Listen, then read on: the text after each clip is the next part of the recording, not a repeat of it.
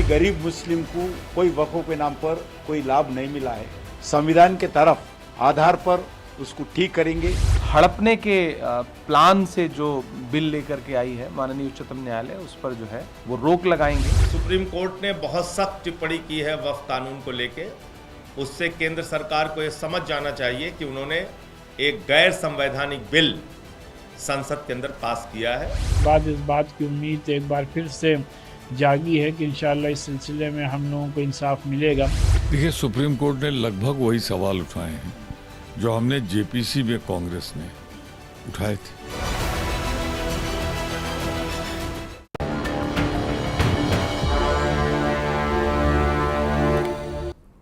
Orient bell tiles studio से आप देख रहे हैं एबीपी न्यूज।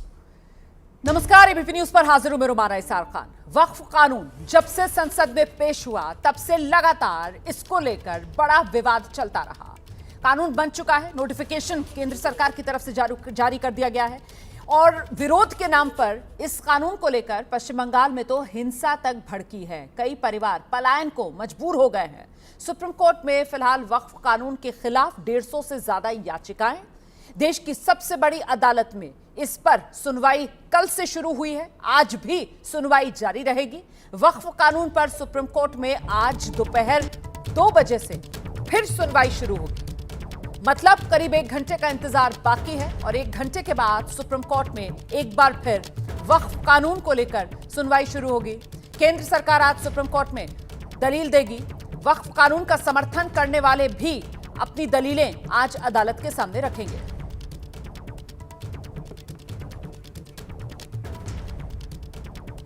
सीधे आपको लेकर चलेंगे, हमारे साथ हमारे सहयोगी निपुण सहगल इस वक्त मौजूद हैं और जरा निपुण से ही समझते हैं कि कल सुनवाई 2 घंटे की, जिसके बाद आज लगातार दूसरे दिन दोपहर 2 बजे से फिर सुनवाई शुरू होगी। आज की सुनवाई से क्या उम्मीद की जा रही है निपुण? रोमाना, आज की सुनवाई से यह उम्मीद की जा रही है कि आगे होने वाली सुनवाई की दशा और दिशा तय होगी कि सुनवाई सुप्रीम कोर्ट में होगी या किसी हाई कोर्ट को भेज दिया जाएगा मामला। अगर सुप्रीम कोर्ट को सुनना होगा तो वो नोटिस जारी करके एक तारीख दे देगा कि इस तारीख तक सरकार जवाब दे दे। लेकिन ये बातें तो लगभग हर इस तरह के मामले में होती है। खास बात जिस पर निगाहें जमी हुई है लोगों की वो ये है कि इस कानून के जिन प्रावधानों को लेकर सबसे ज्यादा विवाद हो रहा है या संशय उठ रहा है, संदेह उठ रहा है लोगों के मन में, याचिकाकर्ताओं के मन में, उनका निराकरण करना, तात्कालिक निराकरण करना और उन पर अंतरिम रोक लगा देना।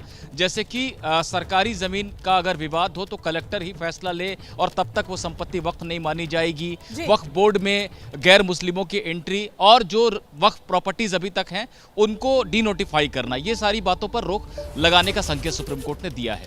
ऐसे में महत्वपूर्ण हो जाता है कि ये पूरा का पूरा मामला जिस तरीके से सुप्रीम कोर्ट गया है, निपुण सहगल जो याचिका करता है, मुख्य दलीलें उनकी क्या रही या किस आधार पर इस कानून का वो विरोध करते दिखाई दिए सुप्रीम कोर्ट में?